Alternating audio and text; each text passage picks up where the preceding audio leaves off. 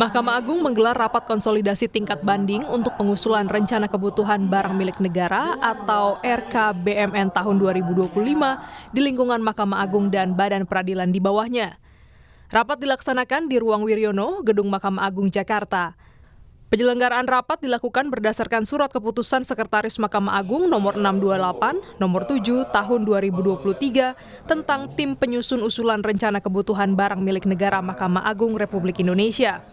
Acara dibuka oleh Kepala Biro Perlengkapan Dr. Rosviana SHMH dan dimoderatori oleh Marwendi Putra STMM selaku Kepala Bagian Tata Laksana Pengadaan Barang 1 Biro Perlengkapan Badan Urusan Administrasi Mahkamah Agung. Kepala Biro Perlengkapan Mahkamah Agung, Dr. Rosviana menyatakan langkah ini merupakan pembaharuan metode menelaah usulan rencana kebutuhan barang milik negara yang diajukan Satuan Kerja.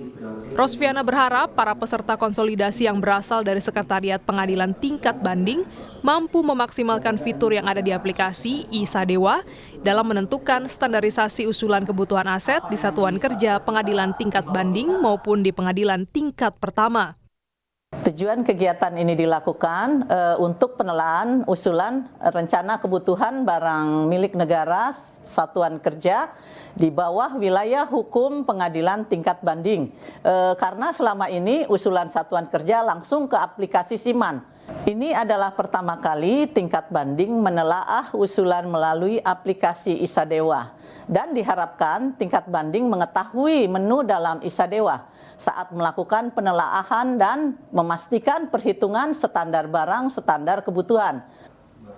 Hal senada juga disampaikan Kepala Bagian Tata Laksana Pengadaan Barang 1 Mahkamah Agung Marwendi Putra. Marwendi menyebut nantinya pengadilan tingkat banding berperan dalam penelaahan setiap usulan rencana kebutuhan barang milik negara baik terkait pengadaan maupun pemeliharaan aset negara. Pasca proses ini, Biro Perlengkapan Mahkamah Agung akan memvalidasi pengusulan RKBMN tersebut. Terkait dengan penelaahan yang dilakukan oleh tingkat banding atas usulan RKBMN di masing-masing satuan kerja. Karena teman-teman tingkat banding lah yang mengetahui akan kebutuhan BMN di masing-masing tempat mereka. Sebenarnya kali ini kita lakukan validasi sebenarnya. Jadi dari semua data usulan yang disampaikan oleh satuan kerja kita ini, nanti tingkat bandinglah melakukan penelaahan melalui aplikasi ISadewa. Nanti ada bahasanya disetujui dan tidak setujui dengan berupa catatan. Misalnya kalau tidak setujui, ada beberapa catatan, misalnya salah satunya adalah aset itu tidak optimal, atau itu tidak sesuai SBSK dan lain-lain. Agenda konsolidasi ini melibatkan 80 satuan kerja pengadilan tingkat banding dari 4 sistem kamar peradilan antara lain Kamar Tata Usaha Negara, Kamar Agama, Kamar Pidana, dan Kamar Perdata.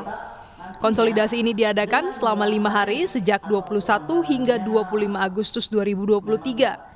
Setiap harinya ada sekitar 16 satuan kerja dari peradilan tingkat banding yang mengikuti konsolidasi ini. Dengan adanya konsolidasi ini diharapkan dapat meningkatkan presentase diterimanya usulan RKBMN tahun 2025 oleh Direktorat Jenderal Kekayaan Negara Kementerian Keuangan. Tim Liputan Kompas TV, Jakarta.